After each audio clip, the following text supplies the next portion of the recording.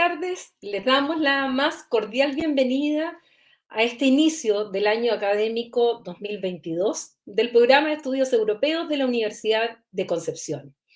Este año, además, cumplimos 20 años, así es que todas nuestras actividades van a estar enmarcadas en nuestro gran aniversario, 2 décadas desde que partimos con los estudios europeos, aquí desde la ciudad de Concepción, en el sur de Chile, centro-sur de Chile, y ahora ya con las plataformas podemos estar transmitiendo para todo el mundo, para todos aquellos que se quieran conectar con nosotros. Hoy día vamos a iniciar nuestras actividades con, evidentemente, un seminario con un panel de lujo para poder estudiar, analizar, comentar lo que es la noticia del momento. No solamente la noticia, sino que el evento, un evento de carácter histórico y además dramático, como es la guerra en Ucrania. Le hemos llamado a este seminario Unión Europea, un gigante económico y un enano político. Y esto no es una frase que se nos haya ocurrido en aquellos que estudiamos relaciones internacionales y sobre todo que nos hemos dedicado al estudio de la Unión Europea.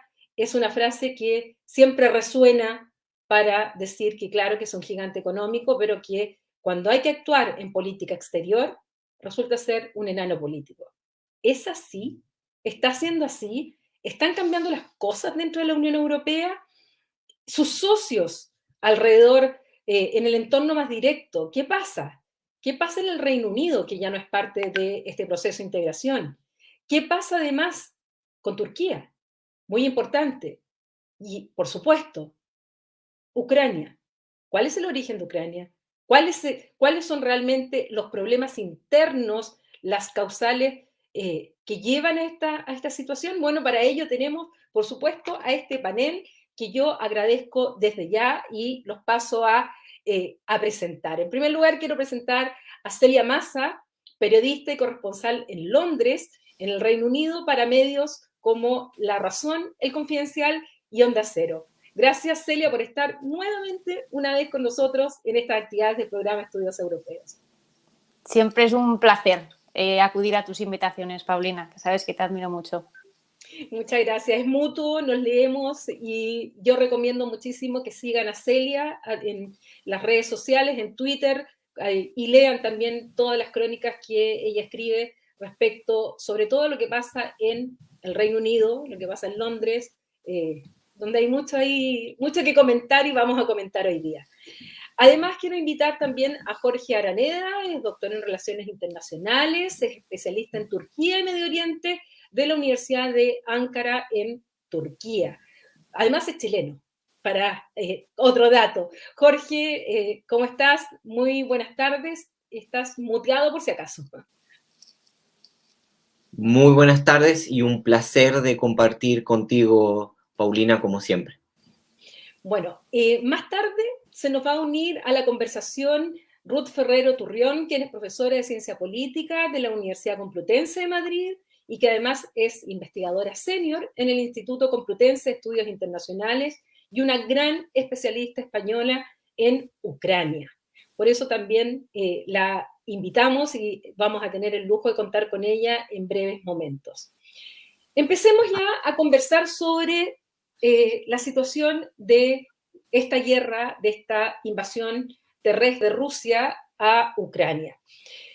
Partamos contigo, Celia. Yo decía en la introducción que el Reino Unido ya no es parte de la Unión Europea, que además hay lazos muy importantes entre el Reino Unido y Rusia, y además Boris Johnson, además de sus problemas internos, que lo ha tenido ahí al borde de una moción de censura, ¿en qué situación está? ¿Qué medidas ha adoptado el Reino Unido? ¿Qué compleja es la relación, por ejemplo, con los millonarios, con los oligarcas multimillonarios que tienen mucho de su dinero, hijos estudiando, ellos mismos con grandes mansiones en Londres y en sus alrededores? ¿Qué pasa y qué ha pasado con el Reino Unido y cuál ha sido su posición hoy día y qué pasa con la opinión pública londinense, británica respecto a lo que está haciendo el Reino Unido. Bueno, pues en primer lugar, como bien decías, antes de que estallara esta guerra, la situación de Boris Johnson como primer ministro estaba bastante cuestionada y sigue estando cuestionada. Simplemente sus propias filas han puesto en pause esta posible rebelión contra su liderazgo por el escándalo de las Partygate, de las fiestas celebradas en pleno confinamiento en Downing Street. Entonces, digamos que el primer ministro está ahora mismo, lógicamente, liderando el gobierno, pero no quiere decir ni mucho menos que el escándalo del Partygate se haya quedado olvidado. Ha quedado apartado momentáneamente, pero sigue ahí la amenaza. Desde que comenzó esta guerra, incluso antes, cuando escalaron las tensiones, el Reino Unido ha querido dejar muy claro que pese a no estar dentro de la Unión Europea, sigue siendo un protagonista clave en la defensa de Europa, un actor clave en la OTAN y un socio pues, sin igual con respecto a los Estados Unidos. Es uno de los países, dicho por el propio gobierno de Ucrania, que más armamento ahora está suministrando a los ucranianos para esa defensa. El gobierno británico ya ha especificado en varias ocasiones que no va a poner soldados en el terreno, pero lógicamente a través de la OTAN, como un activo clave en la OTAN, sí que está suministrando pues grande apoyo logístico. Pero el gran problema que se presenta para Boris Johnson es el llamado Londongrado.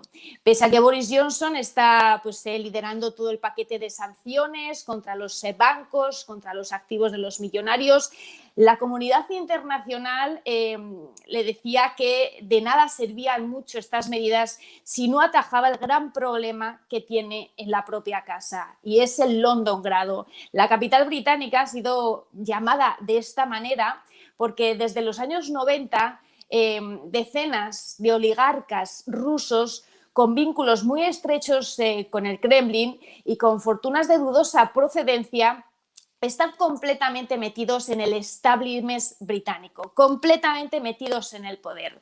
A lo largo de todos estos años han comprado mansiones, han empezado a ser pues, grandes fundadores de distintas causas benéficas, han empezado en definitiva a lavar su imagen y la propia imagen del Kremlin, enriqueciendo además a un montón de abogados, agencias inmobiliarias, enriqueciendo a los clubs, a todas las discotecas, restaurantes, todos estos negocios que se han beneficiado en los barrios más exclusivos de Londres de la presencia de estos rusos. Y estos rusos controlan ahora mismo muchas patas importantes del establishment, como por ejemplo los medios de comunicación. Lebedev, que recordemos es hijo de un exagente de la KGB, ahora mismo controla varios medios de comunicación, incluidos el Evening Standard. La relación de Boris Johnson con Lebedev es muy estrecha.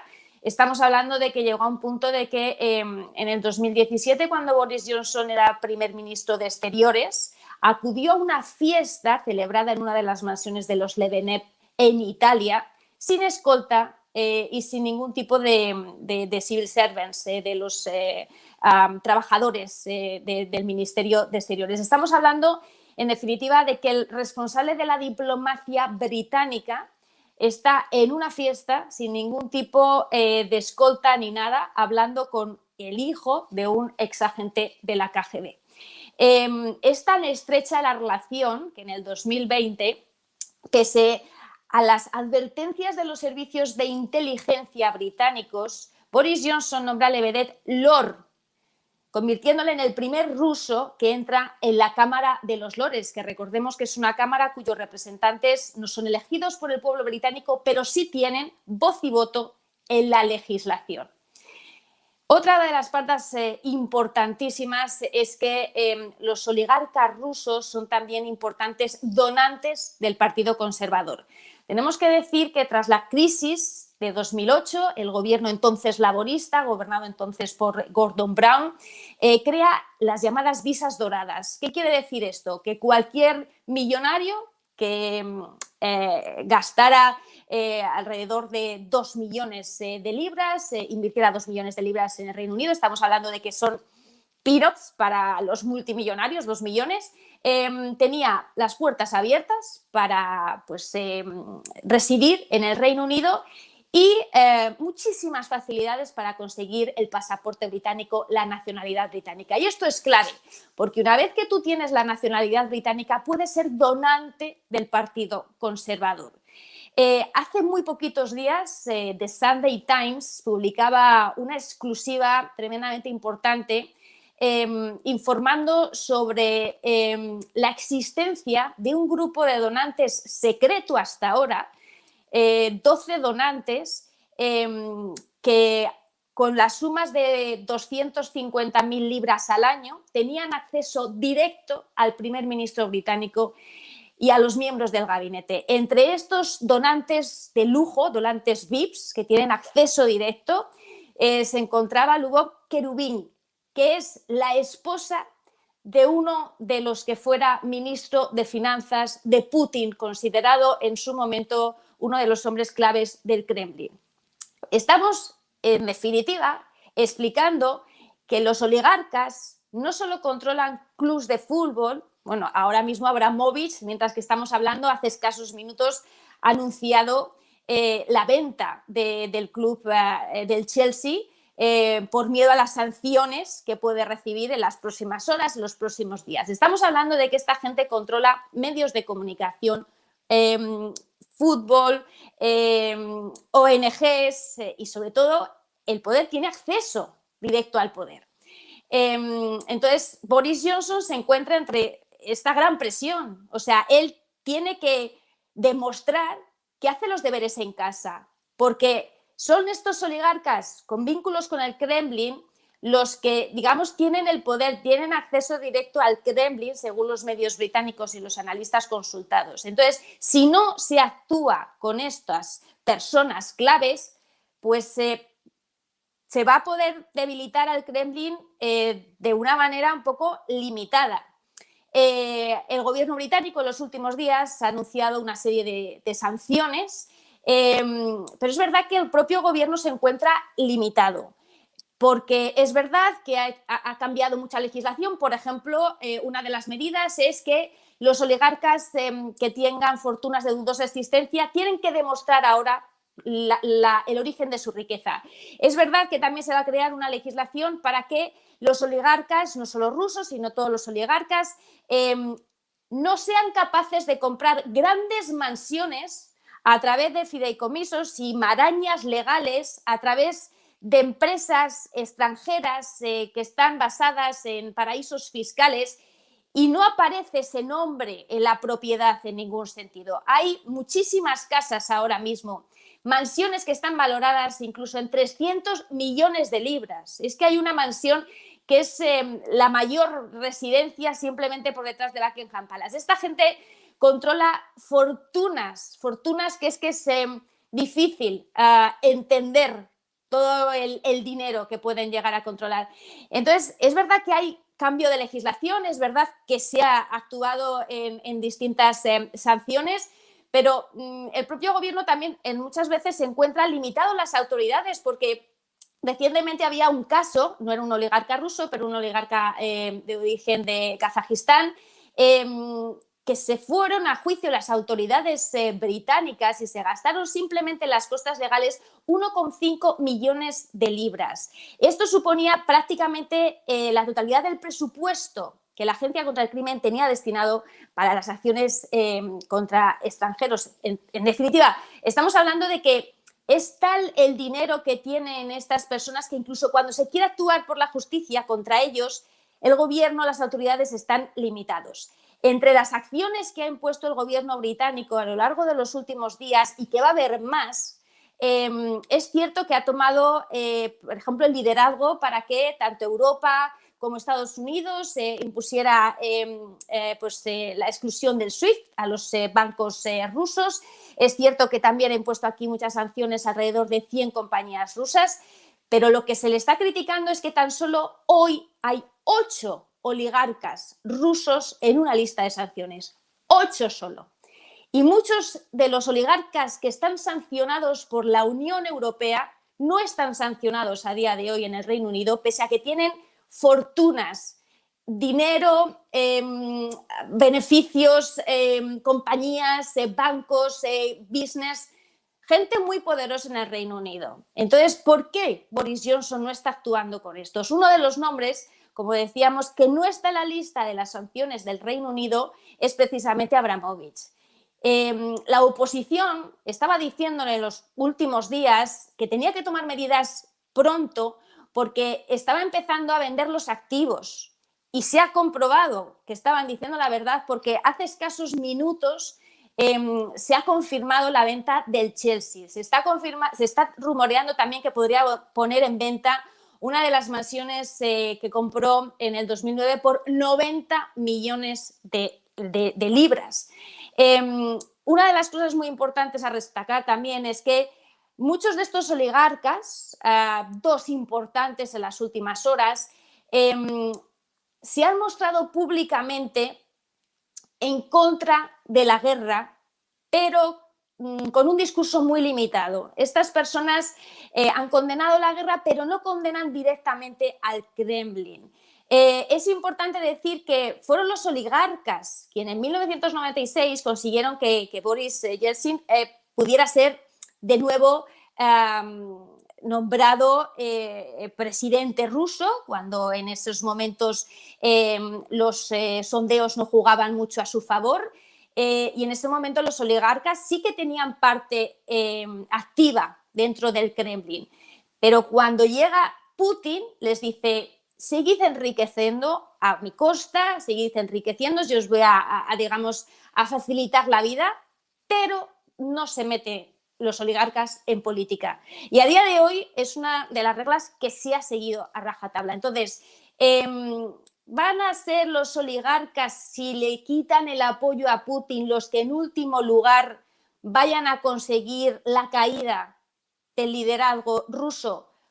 No se sabe, porque ahora mismo hay mucha presión y muchos de ellos tienen miedo a que pueden perder sus activos en Occidente, pero al mismo tiempo saben perfectamente pues, que Putin es una persona que no tiene escrúpulos a la hora de conseguir sus objetivos y podrían tener sanciones en el propio país de residencia ruso, incluso perder sus fortunas. Entonces estamos hablando de que, por una parte, Boris Johnson está muy presionado para meter mano en Londongrado, que estas personas tienen acceso al poder, están completamente metidas en el establishment, que poco a poco algunos de ellos sí que están alzando su voz contra la guerra, pero con un discurso muy limitado con respecto a críticas directas a Putin, y que vamos a ver cómo se desarrolla esto en el futuro en caso de que los oligarcas sean claves a la hora de posiblemente quitar su apoyo a Putin. Se podría decir, no se sabe si lo van a poder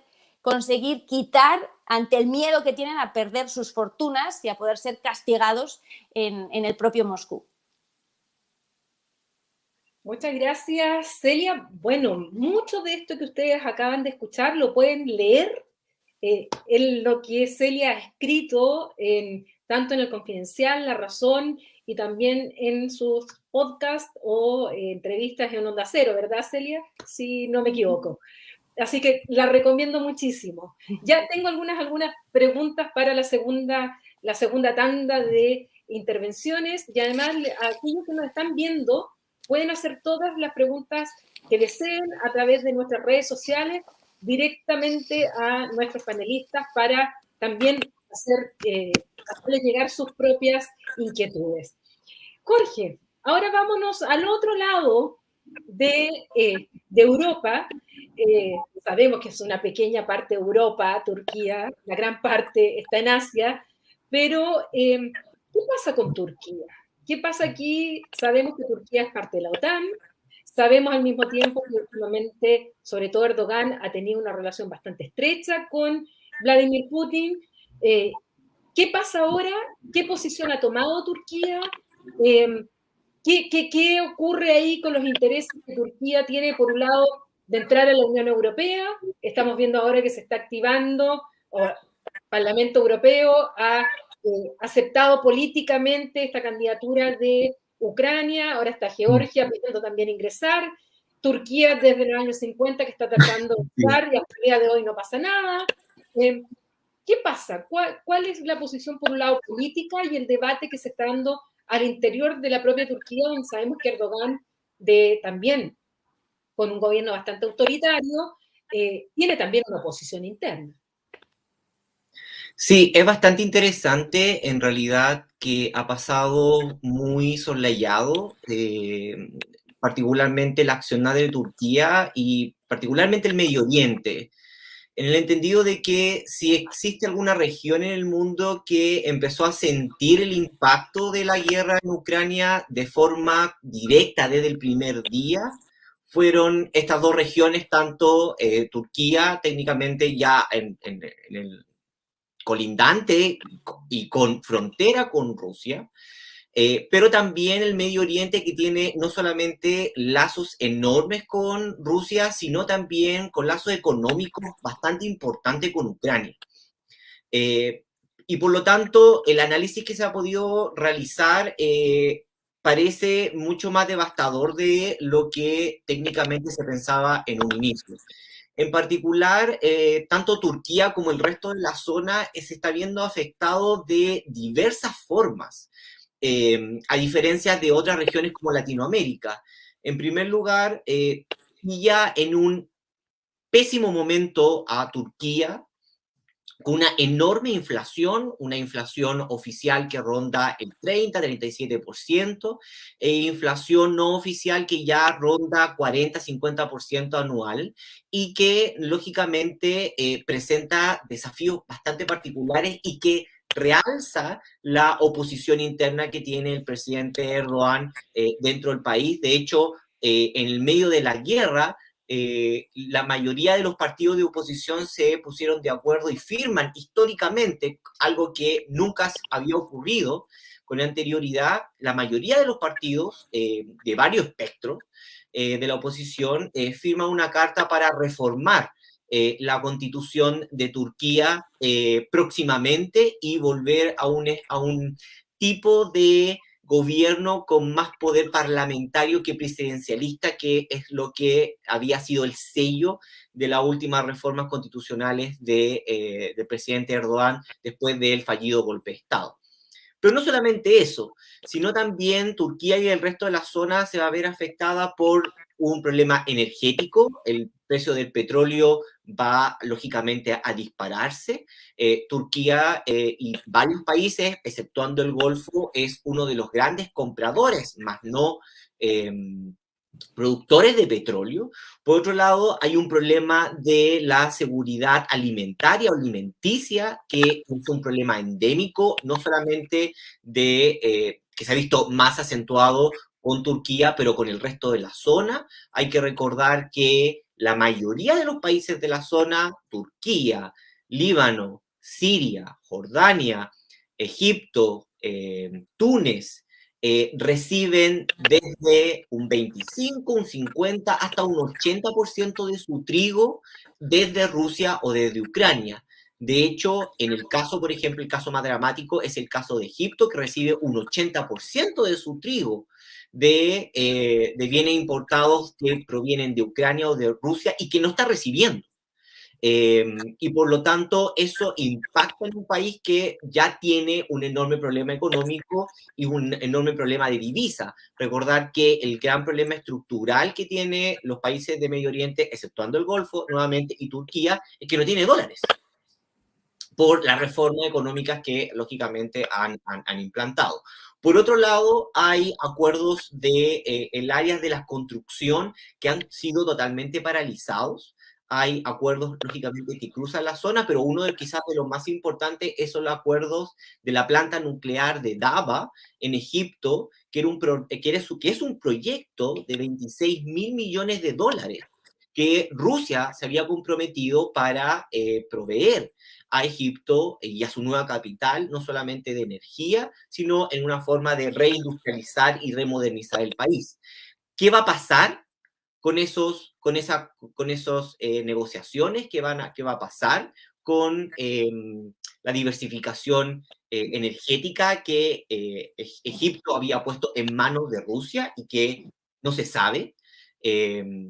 Y que lógicamente eso mueve los patrones geopolíticos, en tanto que sabe la mayoría de los países de Medio Oriente, y Turquía en particular, que la retirada de Estados Unidos va a dejar un espacio abierto en donde nuevas potencias como los Emiratos Árabes, como Turquía, como China y particularmente como Rusia, van a tratar de llenar ese vacío. Por otra parte, el turismo. Si hay algo que los países de Medio Oriente sacan muchos recursos y se llenan, lógicamente, en términos de divisas, es con el turismo. El turismo está completamente paralizado. Recordando que en el caso particular de Turquía, el 30% de los aproximadamente 8 millones de turistas que llegan anualmente a su país provienen con pasaporte ruso, y muchos de ellos también, aproximadamente un 10%, también tienen pasaporte ucraniano. Entonces estamos hablando de casi un 40% del total de las divisas que entran por concepto de turismo, que no sabemos y posiblemente en los próximos años no vuelvan a entrar. Y quizás otra lista de este proceso que también, y esto tiene una lista a doble cara, es la industria militar. La guerra no solamente, y yo lo conversábamos con Paulina en algún momento, que la guerra es lamentablemente el área o el laboratorio donde el armamento militar se promueve y se vende de mejor forma. Y lógicamente los proveedores de servicios rusos de seguridad y de implemento militar, lógicamente se está viendo a prueba.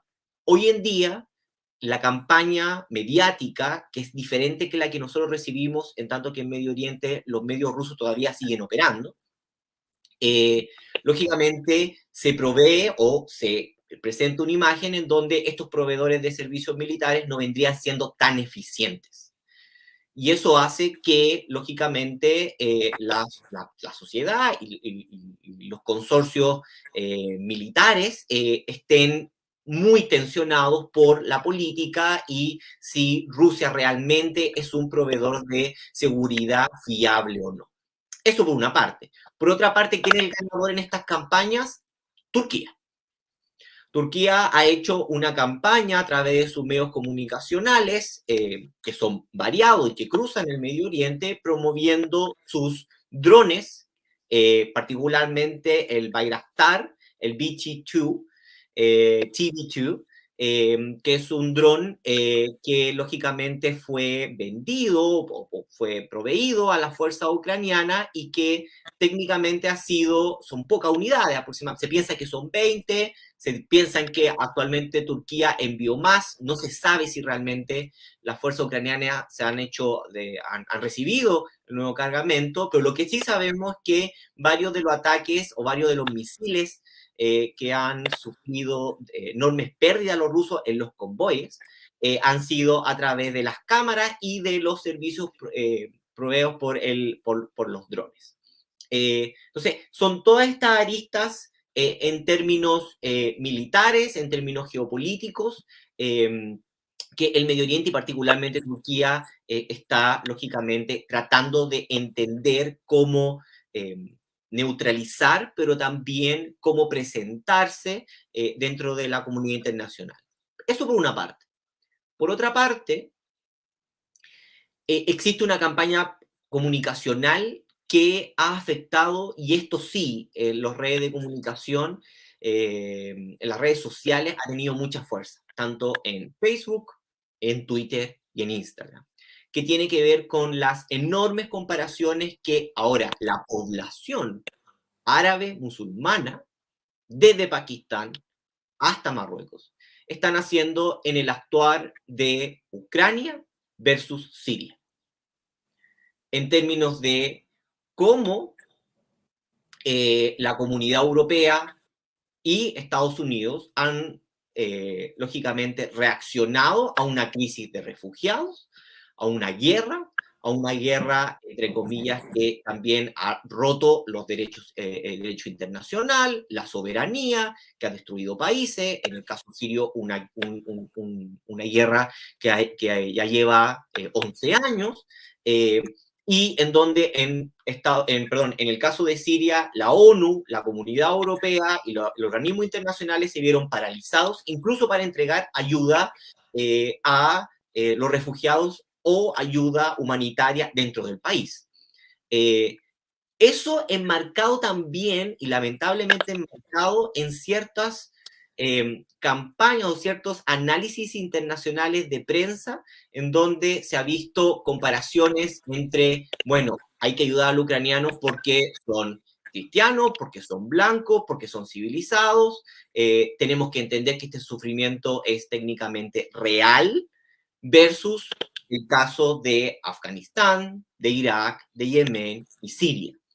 Eso técnicamente no solamente tiene un impacto en términos de decir, bueno, existen periodistas que todavía conllevan o conservan un discurso orientalista, sino eso da cabida a que las democracias liberales o el autoritarismo dentro de los países árabes puedan decir, bueno, esto es la realidad, estamos en un mundo del realismo internacional, y lógicamente la fuerza es lo que tiene que prever, y la democracia lógicamente no viene a cabo y no se puede lógicamente confiar en ella.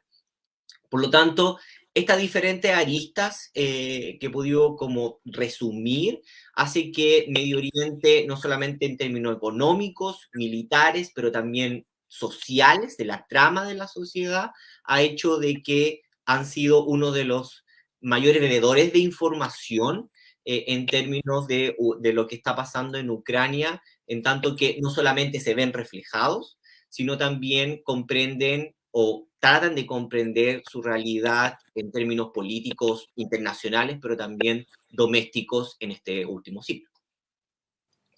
Muchas gracias, Jorge. Muy interesante también lo que nos estás exponiendo.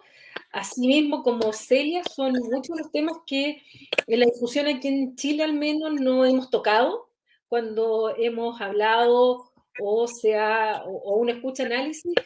Son estas aristas muchas veces en que no se conocen y por eso es que a mí me interesaba ahondar con ustedes en estos temas. Celia pregunta, ¿qué pasa con la población británica? ¿Tienen real conciencia de esta influencia que tienen los rusos en el poder, sobre todo en el Partido Conservador?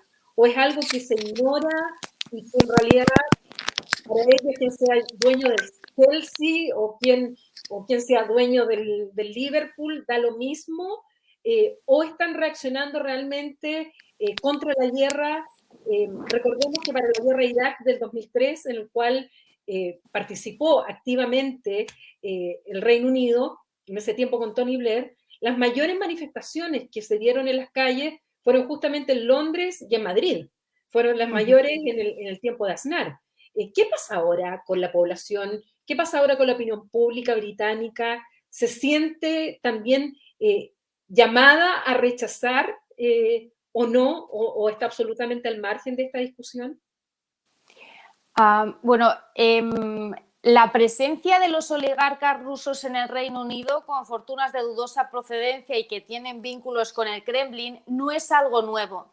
En los últimos años he podido asistir al Kleptoctour, que le llaman los activistas anti-Putin, que están aquí basados en el Reino Unido, desde hace tiempo organizan una serie de tours por las mansiones que tienen los oligarcas y te explican qué papel juega cada uno. Esto yo lo vengo publicando desde hace años, o sea, esto no es nuevo, no ha salido ahora. Entonces, es una cosa que estaba ahí, que el público sabía que estaba ahí, pero insisto que los propios políticos, de todo signo político, porque todos han tomado donaciones, tenemos que decir que con Tony Blair fue cuando las relaciones del Reino Unido y Rusia llegaron a su esplendor con esa visita de Estado, la única de Putin a Londres. No es solo una cuestión de los conservadores, es una cuestión del establishment político que durante mucho tiempo ha querido mirar para otro lado. Determinados sectores de la propia sociedad también ha querido mirar para otro lado porque se estaban enriqueciendo esos bufetes de abogados, esas inmobiliarias, esos responsables de esos clubs, de esos restaurantes tan exclusivos que están en el centro de Londres. Entonces, durante años se ha ido mirando para otro lado. Ahora, cuando ha salido esta desastrosa guerra, lógicamente la sociedad sí que se ha echado a la calle, apoyo absoluto hacia el pueblo ucraniano y mucha exigencia a las autoridades para que pongan sanciones, para que acoten el problema y para que hagan los deberes en casa. Hay muchas críticas de por qué hay... es cierto que se están poniendo muchas acciones. Ahora mismo estaba mirando en Twitter, parece ser que el gobierno británico está preparando una legislación para expropiar las propiedades de esos oligarcas que están sancionados, para dar esas propiedades cobijo a refugiados ucranianos en los próximos días. Esto es algo que acaba de salir ahora mismo. No estamos diciendo que el gobierno británico está cruzado de manos, está haciendo cosas, pero le critica también la oposición que no está haciendo lo suficiente. ¿Y por qué no se está poniendo en esa lista no solo a bancos, no solo a entidades, no solo a compañías, sino a personas individuales que tienen a sus hijos en los colegios más exclusivos del Reino Unido, que tienen mansiones repartidas por todo el país, que se sabe, porque según los analistas hay pruebas que demuestran que están dentro del círculo más estrecho de Putin? ¿Por qué no se está actuando ya mismo? Ya mismo, llevamos prácticamente una semana de guerra. Desde hace principios de años estaban incrementando las tensiones. Las críticas que se hacen al gobierno ahora mismo es por qué no se está poniendo acciones contra estos individuos. Individualmente, valga la redundancia, más allá de bancos, más allá se están tomando acciones, los barcos rusos ya no pueden atracar en el Reino Unido, se están tomando acciones, pero la gente pide más. Hay manifestaciones, hay protestas frente a la embajada rusa, hay movilización por parte de la ciudadanía británica y sobre todo hay increíbles donaciones de todo tipo a través de las organizaciones que están trabajando con los ucranianos, una movilización del pueblo británico muy humana, también esto hay que decirlo. He podido estar hace unos poquitos días en la catedral ucraniana en Londres y me contaban que la respuesta humana que están recibiendo por parte de los británicos que es excepcional, que en este tipo de circunstancias yo creo que es clave, ¿no? Más allá de la respuesta de las autoridades, que por supuestísimo es muy importante el cómo está actuando el pueblo británico, ese apoyo completo al pueblo ucraniano. Gracias, Celia. Jorge, estamos hablando, aquí es muy importante cuando uno analiza, y ya pronto hablaremos sobre eso con Ruth, que ha podido ya conectarse, así es que pido que a quienes están detrás de los controles que la pongan ya ahí ya vemos a Ruth, saludamos. Antes de darle la palabra a Ruth, hay un tema muy importante en toda esta geopolítica y la importancia de Ucrania, y es el tema de los gasoductos. Es el tema de justamente la dependencia que tiene Europa y principalmente algunos países, importante el caso de Alemania, y por el cual los gasoductos pasan, muchos de ellos por Ucrania. Y se ha ido buscando alternativas con estos proyectos del Nord Stream 1, el 2, que ya sabemos ahora que debido a esta situación el gobierno de Scholz ha dicho que no le va a dar la certificación final, pero en algún momento se pensó en un proyecto por Turquía. Si mal no recuerdo, se llamaba Nabucodonosor 1, 2, algo así.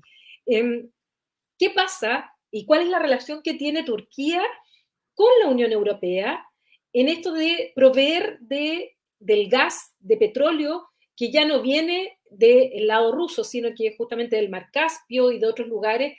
¿Qué ha pasado con eso? ¿Avanza, no avanza? Y por otro lado, mi segunda pregunta, la misma que le hice a Celia, ¿qué pasa con la población turca? ¿Sale a protestar en contra de la guerra? Acabo de ver el voto de Turquía en la Asamblea General de las Naciones Unidas y votó a favor de la resolución condenando justamente a Rusia. ¿Qué pasa ahí? Yo me gustaría partir por la segunda pregunta y después volver a la primera para, entre comillas, poder conectarla. En primer lugar, lo que hay que comprender es que estamos en casi a menos de un año de la próxima elección en Turquía. Y eso crea un marco de accionar del gobierno que pone mucha presión, particularmente por dos grandes razones. Una que ya habíamos tocado, que tiene que ver particularmente con la enorme inflación y el paro o desempleo que está viviendo Turquía efecto de la pospandemia. Recuerden que todo el Medio Oriente sufrió la pandemia de una forma mucho más fuerte que el resto de Europa, ya que venía con una economía sobrecalentada. Eso por una parte, lo siento, un segundo. Por otra parte, no solamente existe una oposición que cada vez se organiza más en Turquía, sino el Estado turco, particularmente el gobierno de Erdogan, ha tenido o ha desplegado su gobierno, ha desplegado las instituciones y se ha, lógicamente, encablado en el poder de una forma bastante autoritaria. Por lo tanto, protestas o marchas, tanto a favor como en contra, es algo que es raro y bastante débil que se produzcan en Turquía. Tenemos los casos, por ejemplo, del Día de la Mujer o la marcha por los derechos sexuales, o, por ejemplo, las grandes marchas que fue por el gran problema que tiene la Universidad de Boğaziçi, que es una universidad histórica dentro de Estambul y que ha sido intervenida por el gobierno. Y tanto la policía como los servicios de seguridad han actuado de una forma bastante visual y potente. Por lo tanto, la población no tiende a manifestarse y lo hace más que nada por redes sociales, en tanto que le entrega algo de anonimato y alguna trama de seguridad física. Esto por una parte. Por otra parte, el presidente Erdogan en los últimos aproximadamente 5 años ha llevado una política económica que se ha calificado como poco ortodoxa, que ha llevado o ha terminado con que técnicamente el precio o el intercambio de lira turca a dólar se ha triplicado. Significa que ha perdido tres veces su valor en los últimos 6 años. Eso ha puesto una presión y ha dividido, lógicamente, a los grandes conglomerados de la industria nacional. Está el Musiat y el Tusiat. El Musiat era, lógicamente, el conglomerado empresarial histórico de Turquía que viene con las propuestas liberales o de economía capitalista neoliberal de los años 90, en donde se organizaron como una institución. Esta institución va a ser, lógicamente, contraria a las políticas gubernamentales, sobre todo económicas, del presidente Erdogan y del AKP, y por lo tanto se va a crear una nueva clase empresarial ligada con el gobierno y que va a conformar el TUSIAD.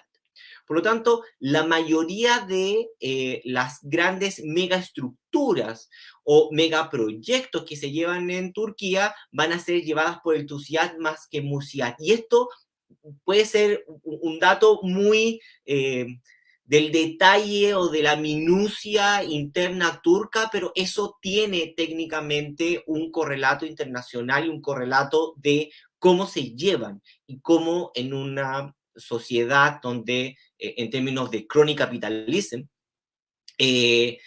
lógicamente se emplean las propuestas públicas y cómo se llevan a cabo.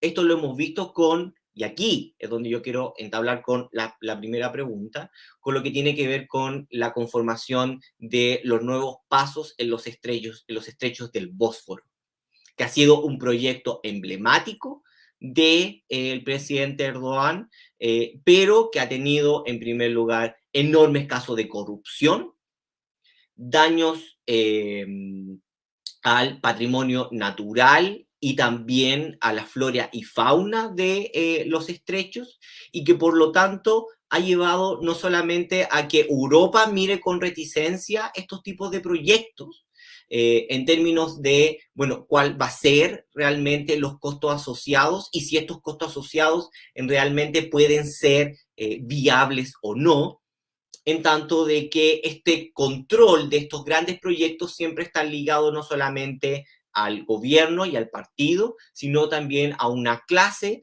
de empresarial que lógicamente también está tomando decisiones internamente. En esta coyuntura de una lira que ha perdido y que pierde constantemente su valor, una oposición que se fortalece, una clase o unas organizaciones de la élite empresarial que lógicamente se quiebra en dos, y lógicamente sumado a los grandes problemas de corrupción en los megaproyectos que el presidente Erdogan ha presentado en los últimos años, ha llevado a que pocos grandes inversionistas realmente quieran entrar en estos proyectos porque no saben técnicamente si van a ser viables o no. Países como Italia han sido los únicos que han asegurado un tipo de financiamiento en términos de gasoducto, pero Alemania y Francia, que los necesitan propiamente tal, han llevado con bastante reticencia. Eso por un lado. Por otro lado, Turquía tiene una inestabilidad estructural, si uno lo puede decir, con la Comunidad Europea, en tanto de que, aunque siempre ha pretendido entrar, han tenido trabas tanto por la Comunidad Europea, pero también por los problemas institucionales y estructurales que tiene Turquía actualmente, algunos de ellos que han sido afinados y eliminados, pero otros que siguen ahí y que imposibilitan su ingreso total, particularmente en tanto desde que desde el 2013 en adelante la política con un mayor autoritarismo del presidente Erdogan ha llevado a que en algunos casos ha tenido que usar a los refugiados sirios como moneda de intercambio. Eso lo discutíamos en algún momento con Paulina, de moneda de cambio, chantaje casi, de cuántos pueden pasar, cuántos no pasan, cuánto dinero voy a recibir, qué voy a hacer con los refugiados sirios. Eso tensionó realmente las relaciones bilaterales. Por un lado, y por otro lado, el gran problema de la democracia, que una democracia iliberal de pleno. Muchas gracias, Jorge. Y ahora me alegro que haya logrado conectarse, tuvo algunos problemas, Ruth, pero ya la tenemos aquí. Y Ruth, este seminario se llama Unión Europea, gigante económico y enano político, que es una frase que tanto se ha usado en la historia de la integración europea. Tú como especialista de Ucrania, especialista en estos temas, la cual te he seguido mucho desde hace mucho tiempo, y tal como te he dicho, te he citado porque tomo muchas cosas de las que tú dices para explicar lo que está ocurriendo. ¿La Unión Europea, tal como está actuando ahora, sigue siendo un enano político? Bueno, en primer lugar, muchas gracias por la invitación y perdonadme el retraso, ha sido todo un poco caótico, se ha retrasado el tren, bueno, en fin, un desastre en estos días que vamos tan corriendo, ¿no?, de un lado para otro. Decía que muchas gracias, Paulina, por la invitación y lamento haber llegado tarde a las exposiciones de mis colegas de seminario, pero espero, bueno, recuperar un poquito, ¿no?, ahí. Yo creo que lo que estamos viendo ahora mismo en el proceso de toma de decisiones de la Unión Europea tiene una lectura al corto plazo y una lectura al medio plazo. La lectura al corto plazo tiene mucho que ver con el miedo que se está viviendo en Europa a la guerra en el territorio europeo. Y eso ha hecho que se cohesionen las posiciones de todos los Estados miembros para adoptar unos paquetes de sanciones extremadamente duros contra Rusia y que no haya habido fisuras aparentemente en ese proceso de toma de decisiones. Eso en lo que hace al corto. En lo que hace al medio y al largo plazo, creo que tenemos que ser cautos porque yo no tengo la certeza de que esta unidad que ahora comienza y que comienza con la implementación de los paquetes de sanciones que van a tener un impacto muy sustantivo en las sociedades europeas, precisamente por la dureza de esas sanciones y porque Europa está muy interconectada con Rusia y con Ucrania, pues se vayan a poder mantener en el tiempo sin ninguna traba. De hecho, ya hemos comenzado a ver alguna señal, ¿no?, en esa dirección, ¿no? Por ejemplo, ahora con la decisión de enviar en el marco de la Unión Europea armas letales a Ucrania, ¿no?, para la resistencia ucraniana, pues Hungría se ha desmarcado de esa actitud. Va a mandar, pero dice que no quiere que atraviesen por su territorio, no va a mandar y además no quiere que atraviesen por su territorio los convoys llevando las armas, ¿no?, hacia Ucrania.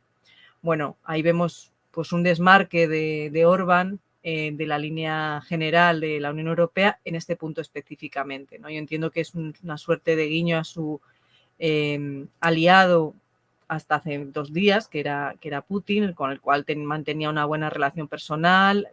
Pensemos que durante el periodo de la COVID el primer país en vacunarse fue Hungría, porque recibió vacunas Sputnik y fue el primer país que vacunó a toda su población con esas vacunas, ¿no? También algún otro país de los Balcanes, creo que recordar que Serbia se nutrió de Sputnik y de la vacuna china, ¿no? Recientemente, a principios de este mes, también vimos una visita de Orbán a Moscú, negoció un precio del gas más económico que el resto de socios europeos, cuando ya se estaba escalando el conflicto, pero todavía no había llegado al momento en el que estamos ahora. Por lo tanto, yo creo que tenemos que ser moderadamente optimistas porque hemos conseguido, es verdad, en una situación límite ponernos de acuerdo en el marco del Consejo, pero yo en el medio y largo plazo no soy tan optimista. Y me voy a explicar. Yo creo que de esta Europa no vamos a salir más fuertes, más unidos y lo que sí que vamos a salir más militarizados, con más gasto en defensa, con menos gasto social y mucho más dependientes de la alianza estratégica con Estados Unidos. Y esto va a provocar que la autonomía estratégica de la que venimos hablando desde el año 2013 pues quede tocada prácticamente de muerte, ¿no? Porque comenzamos a hablar de autonomía estratégica ya por ese año 2013 en temas sobre todo de defensa. Se incorporó en la estrategia de la política exterior a partir del año 2016 y con la Comisión von der Leyen y la Comisión y el alto representante Borrell pues se pretendía que Europa hablase con la voz del poder, ¿no? Era un poco el lema del alto representante, como planteó también ayer en el Parlamento, ¿no? Hablar con la voz del poder, dejar a un lado esa ensoñación que había sido la de el poder normativo de la Unión Europea en los países vecinos, ¿no?, a través del cual se podrían exportar el modelo democrático, modelo de Estado de Derecho, modelo constitucional específico, que lo que haría sería estabilizar las regiones vecinas, los países vecinos y convertirlos en democracias liberales. Bueno, esa ensoñación se ha revelado falsa, ese planteamiento se ha revelado que inoperante, no poco eficaz, y lo que estamos viendo es un giro hacia justamente el otro lado, ¿no? Hablar con esa voz del poder y lo están intentando teatralizar y presentar en estos días con esa decisión tan dura, ¿verdad?, que es la de decidir crear un fondo paradójicamente para la paz que se va a encargar de mandar armas a Ucrania, ¿no?, apelando a un derecho que yo creo que es muy legítimo y yo apoyo, que es el derecho a la resistencia, ¿no?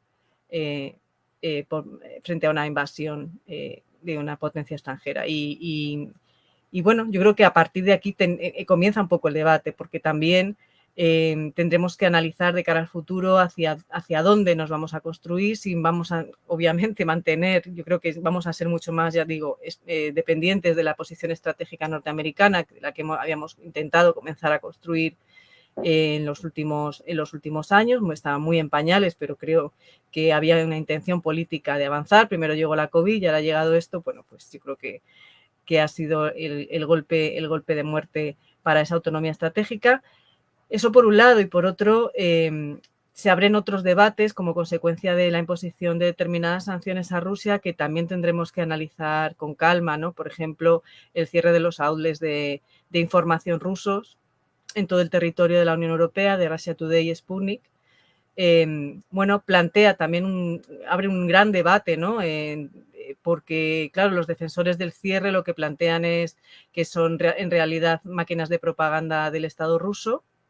Yo no niego esto, ¿no? Pero entiendo que hay otros mecanismos que no afectan a la libertad de información, que pueden intentar contrarrestar, digamos, esa propaganda procedente del Estado ruso en este caso, ¿no? Entonces, esto abre el debate en torno a si efectivamente quién decide, ¿no? Quién decide qué es propaganda y qué no es propaganda, quién decide qué información se presta y cuál no se presta, qué se tiene que censurar y qué no.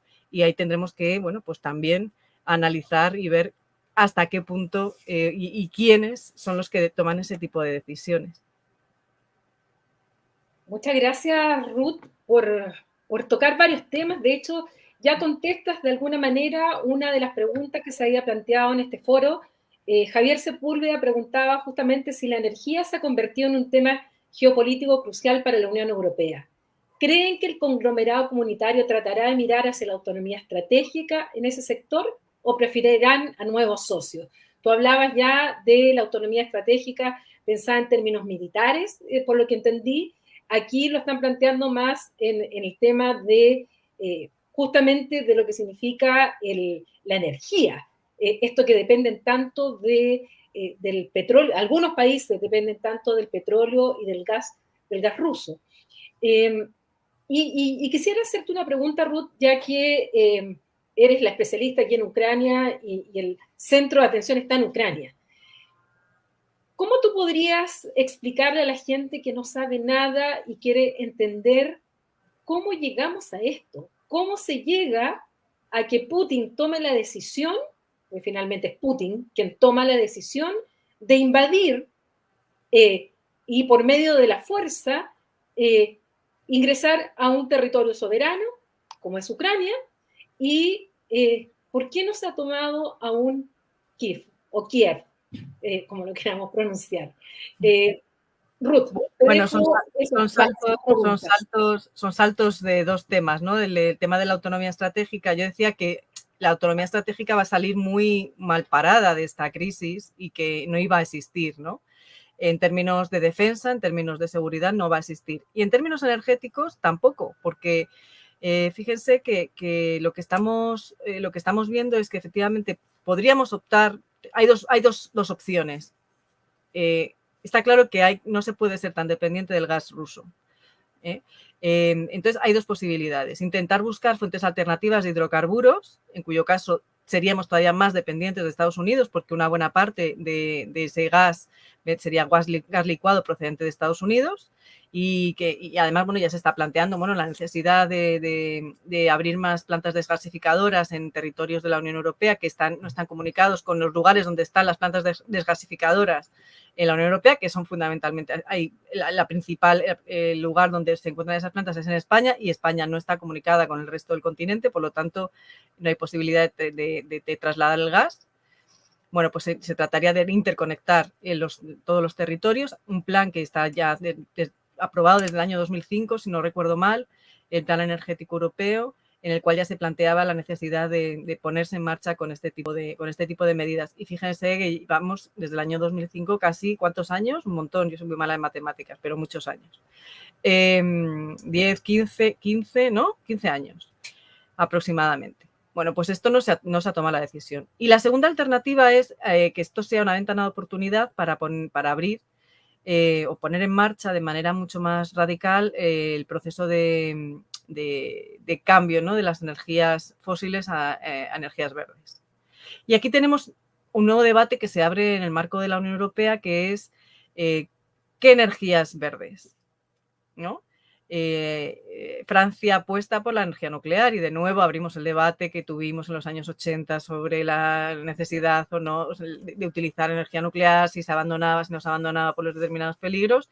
Bueno, Francia está apostando por eso, Alemania no, y sobre todo con los verdes en el gobierno.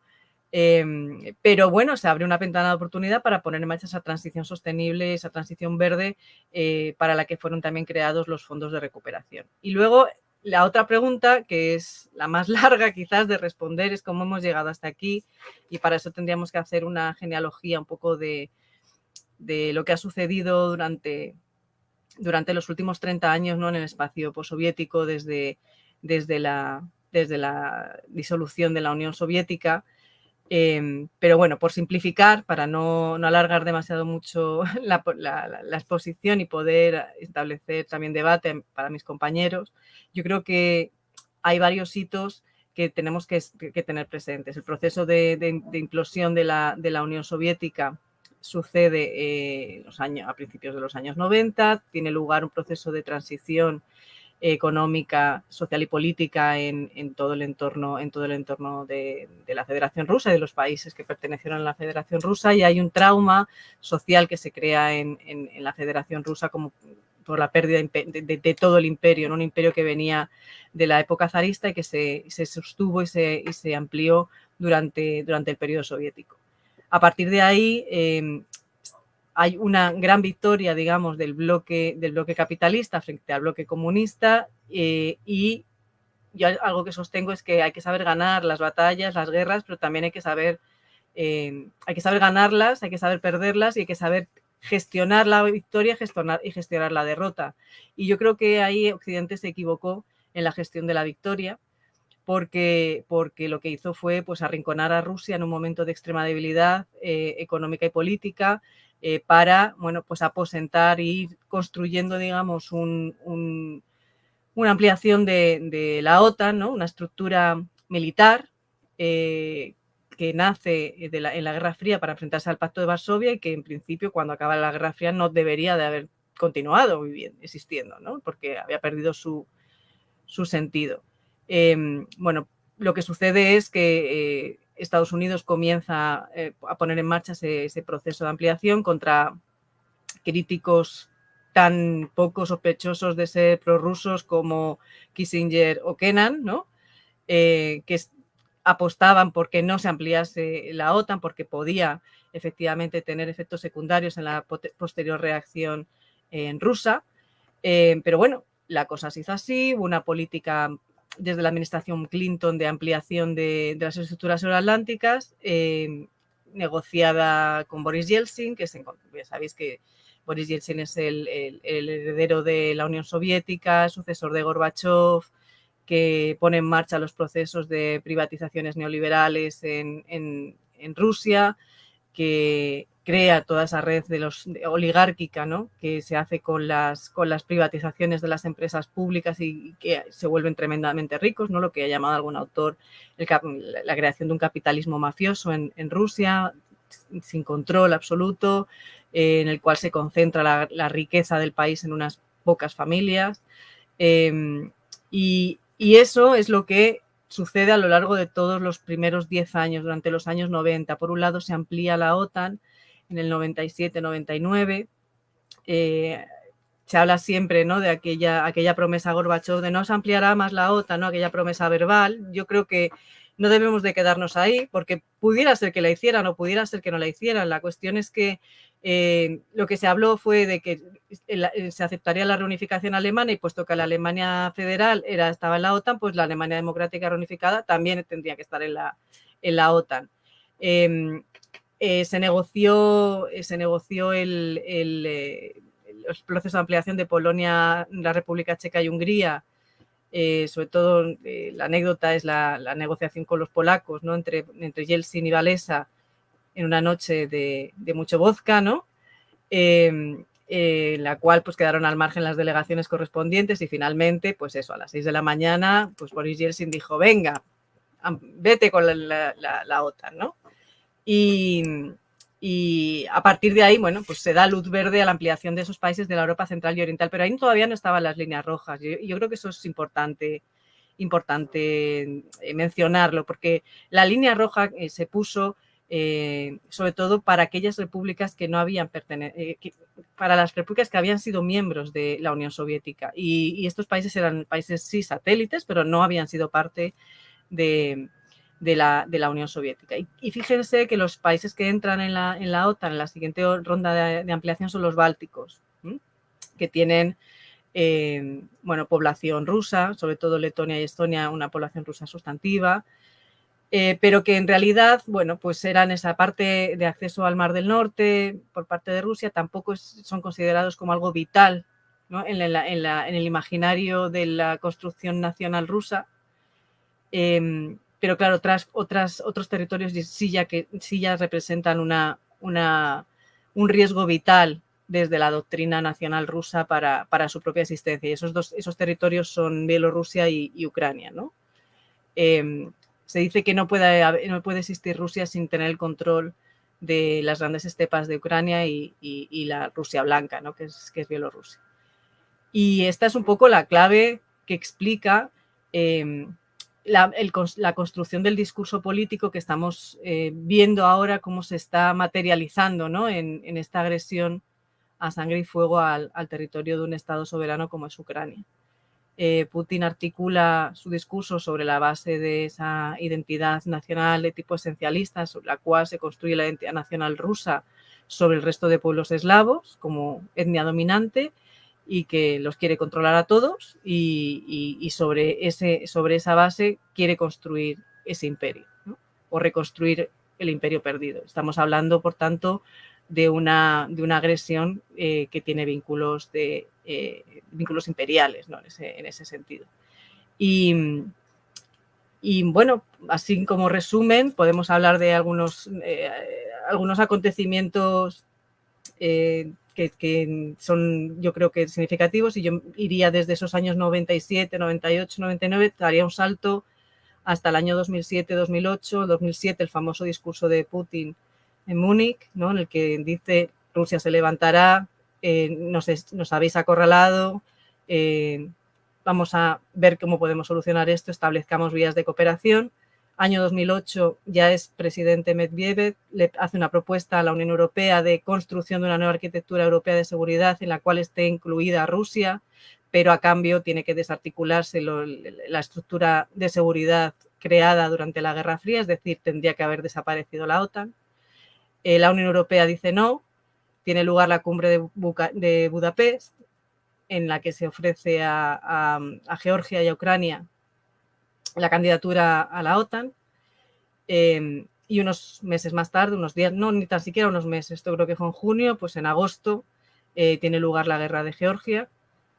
Primero hay una incursión del ejército georgiano en las provincias de Osetia y de Abjasia y una respuesta militar por parte de Rusia. Y bueno, y a partir de ahí, pues lo que observamos es que si Rusia había intentado en algún momento negociar con Occidente, a partir del 2008 lo que vemos es una política exterior reactiva a todo lo que venga de Occidente y es una reacción muy visceral y muy por la fuerza militar. Pero fijaros que yo creo que también es importante ver que durante los primeros mandatos de Putin el gobierno ruso se caracterizó por una estrecha colaboración con los gobiernos occidentales. Putin llega al poder en el año 99, en el año 2000, en el 99 es primer ministro, en el año 2000 jefe de Estado, y en 2001 son la caída de las Torres Gemelas, y a partir de ahí comienza una estrecha cooperación en materia antiterrorista con Estados Unidos, que no interfiere para nada en las guerras de Chechenia, en las matanzas que hay en Chechenia. Nadie dice nada en Occidente. ¿Por qué? Porque interesaba que esa lucha contra el terror también estuviera necesitaban esa colaboración, y los chechenos son musulmanes, ¿no? Y esto permanece así hasta ese año 2008, que yo creo que es el año decisivo en el que todo cambia, en el que comienza, digamos, el strike back, ¿no?, de los rusos en el ámbito de la política exterior, y que luego pues vamos a ir viendo de manera progresiva pues, como consecuencia de la revolución del Maidán en el 14, anexión de Crimea, guerra en el Donbass, hasta llegar a la situación en la que nos encontramos ahora. Yo creo que así como resumen. Excelente. ¿No? Porque si no... Te hice una pregunta, yo sé, bastante compleja de contestar en breves momentos, pero de verdad, para aquellos que, no solamente para aquellos que hemos seguido de cerca esta situación, sino también yo creo que para aquellos que no saben bien la evolución de los hechos, el resumen ha estado pero brillante, Ruth, y nos ha dejado muy, muy, muy en claro cuál ha sido la evolución.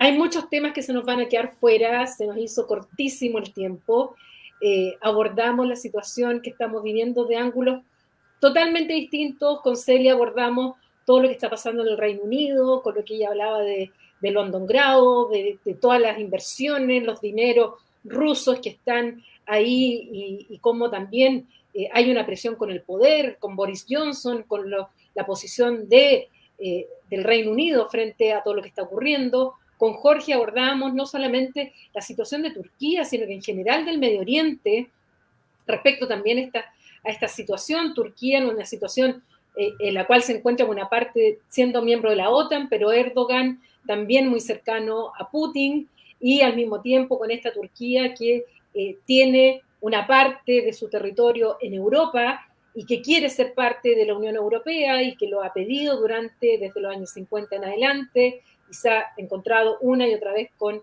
la negativa, cosa que no le tiene que haber gustado nada a Erdogan hoy día o ayer, cuando el Parlamento Europeo vota y ovaciona hasta esta supuesta falso fast track para entrar a la Unión Europea. Bueno, que ha pedido Georgia hoy.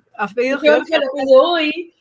Entonces, la verdad es que Erdogan, yo creo que ya eso es como ya el colmo para muchos turcos que sí, efectivamente, durante mucho tiempo estuvieron trabajando para entrar, y Erdogan está trabajando para no entrar.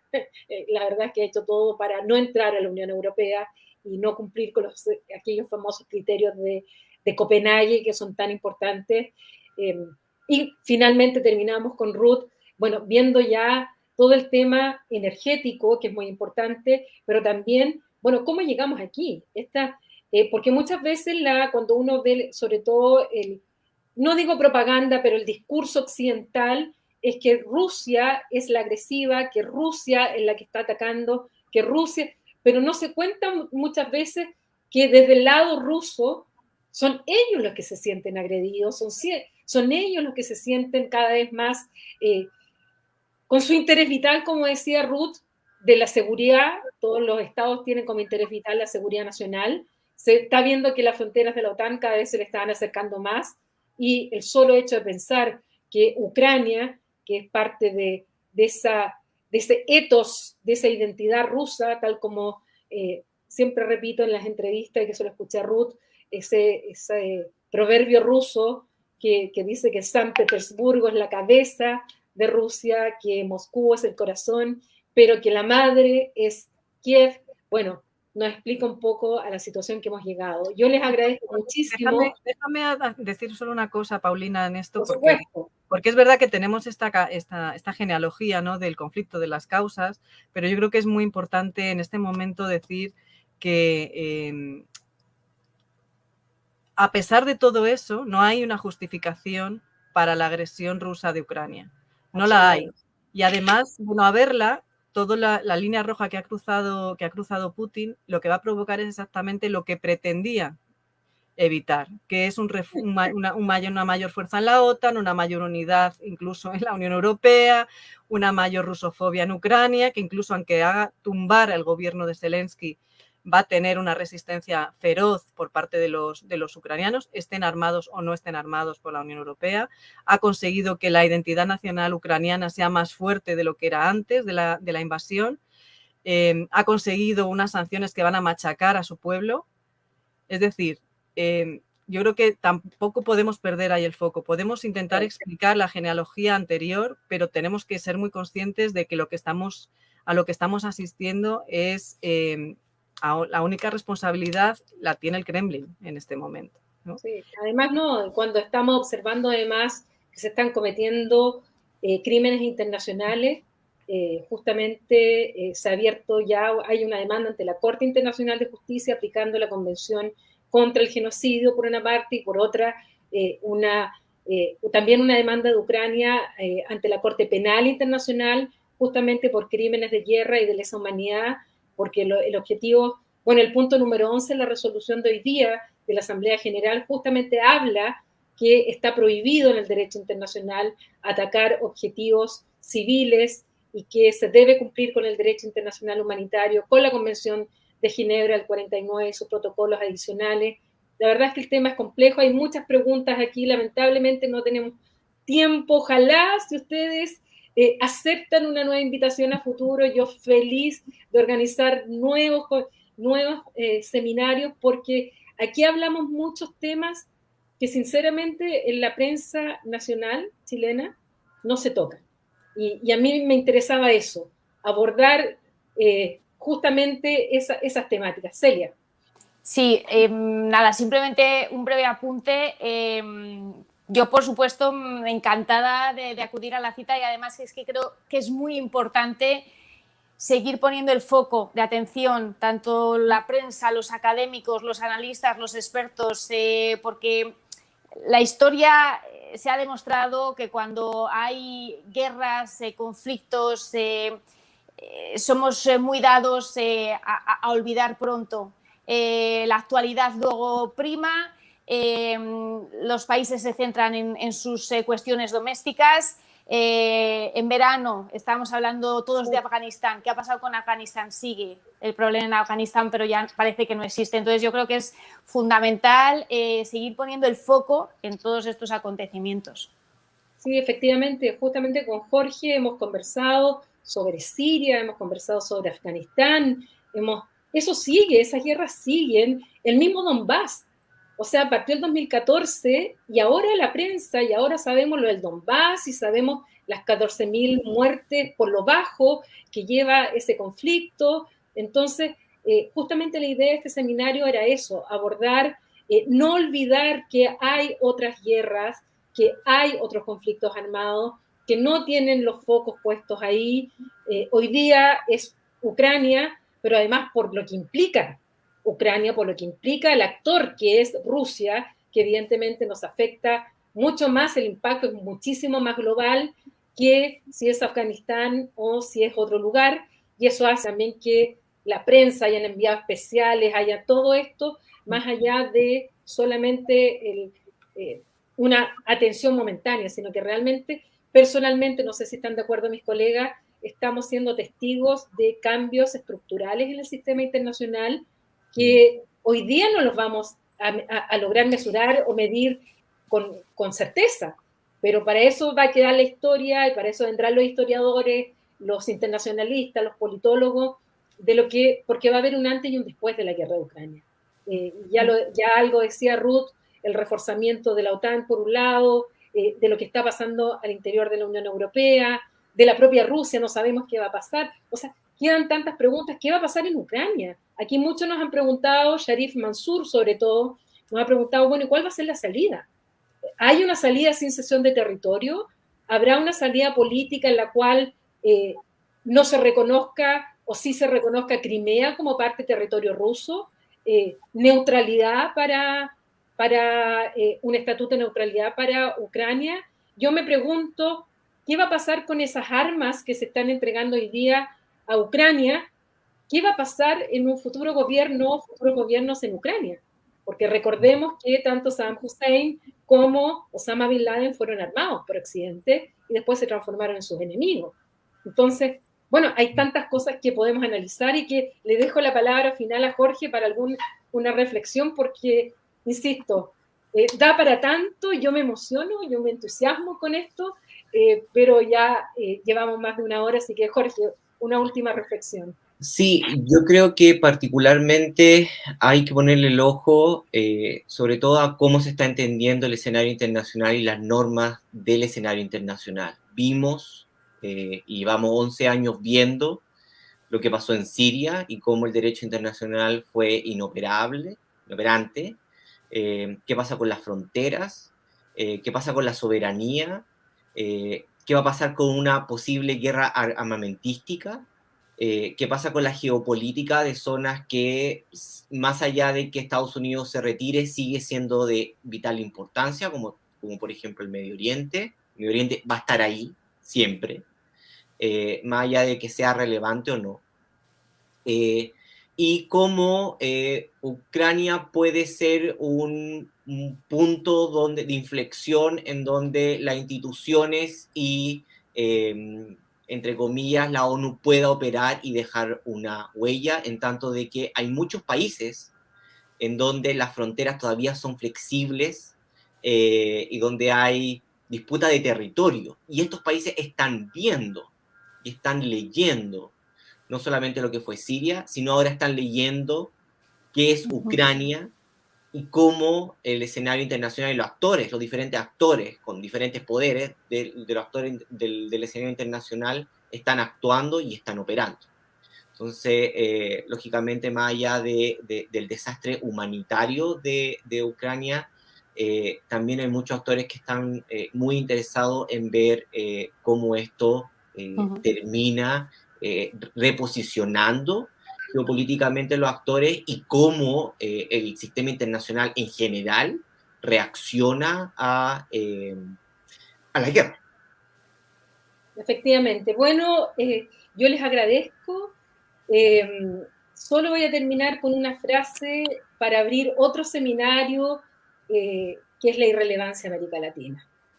Que aquí América Latina no tiene ni un peso que jugar, nuestra fragmentación, nuestras diferencias, nuestra falta de integración, nuestros intereses contrapuestos, lamentablemente han dejado a América Latina también no siendo un actor relevante en estas ligas mayores. Pero eso da para otro seminario de analizar, bueno, en qué estamos aquí desde América Latina. Así que muchas gracias de nuevo, de verdad, Ruth, Celia, Jorge.